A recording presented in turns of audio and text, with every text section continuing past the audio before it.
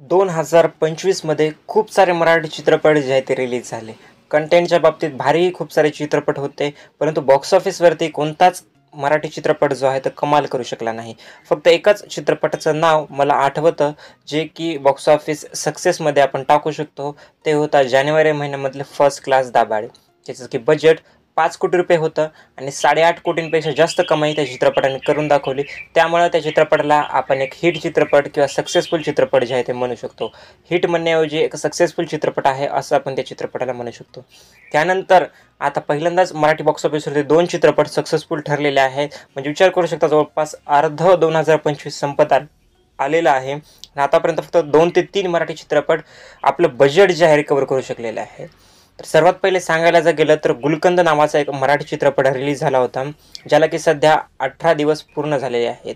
या चित्रपटाचं बजेट होतं 4 कोटी रुपये आणि जर बॉक्स ऑफिस कलेक्शन सांगायला गेलं तर या मूव्हीचं बॉक्स ऑफिस कलेक्शन झालेलं आहे नेटमध्ये 18 दिवसांमध्ये 4,92,00,000 रुपये आणि हेच collection total worldwide box ऑफिसवरती झालेलं आहे 5,54,00,000 रुपये.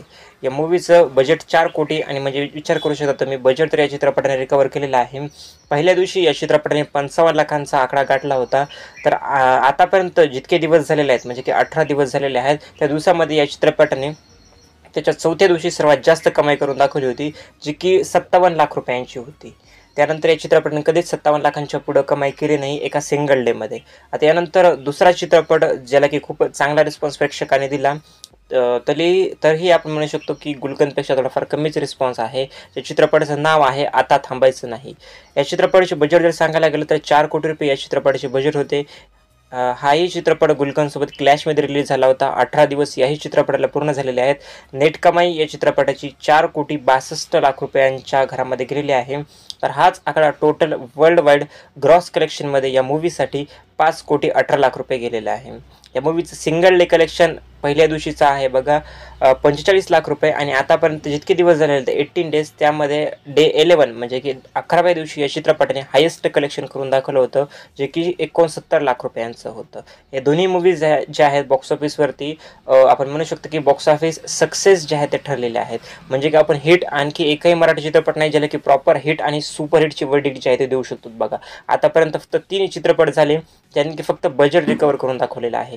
आणखी बाकीचे चित्रपट आहेत म्हणजे की आणखी हे चित्रपट बाकीचे चित्रपट देखील रिलीज होणार आहेत. बघूयात त्यापैकी कोणते चित्रपट चांगली कमाई करतात किंवा नाही. आता हे जर 2 मूव्हीज सोडले तर एक 2025चा खूप मोठा सेन्सेशनल चित्रपट आपण ज्याला म्हणू शकतो की ज्याचं नाव होतं बघा झापक झुपूक. सगळ्यांना एक्सपेक्टेशन्स होत्या की हा चित्रपट मराठीवरचं जे सुख आहे बॉक्स ऑफिस ते चांगलं करेल, परंतु हा चित्रपट एक 2025चा खूप मोठा डिझास्टर ठरलेला आहे मी असं म्हणेल.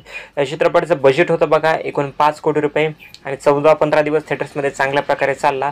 काहीच्या शेवटच्या दिवशी चित्रपटाची कमाई 1-1 लाख रुपयांवरतीच गेली होती आणि या चित्रपटाने आपल्या एकूण जेवढ्या दिवस रन झाला थिएटरमध्ये तेवढ्या दिवसामध्ये कमाई करून दाखवली बघा नेटमध्ये 1,15,00,000 रुपये आणि हेच टोटल कलेक्शन आपण म्हणू शकतो की वर्ल्ड वाईड ग्रॉस कलेक्शन किंवा इंडिया ग्रॉस कलेक्शन 1,31,00,000 रुपये झालेले आहे. हा चित्रपट बॉक्स ऑफिसवरती डिझास्टर झालेला आहे. चित्रपटाला वर्डिक्ट भेटलेली आहे डिझास्टर.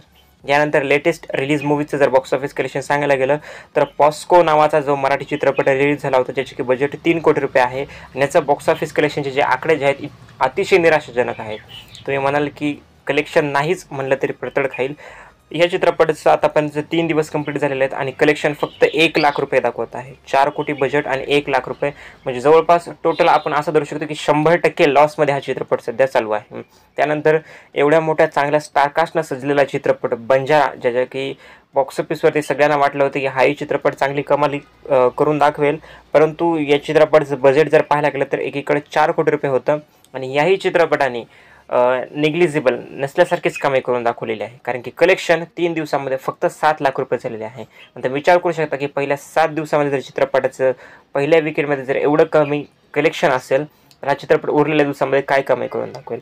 म्हणजे ओव्हरऑल हा चित्रपटही आपण म्हणू शकतो की एकंदरीत 97-98% लॉसमध्येच आहे. तर एवढे सारे जे चित्रपट रिलीज झालेले आहेत यापैकी तुम्ही कोणता चित्रपट जो आहे थिएटरमध्ये बघितलेला आहे आणि कोणता चित्रपट तुम्हाला आवडला, नक्की तुमचं मतही मला कमेंट सेक्शनमध्ये कळवा. थँक्यू.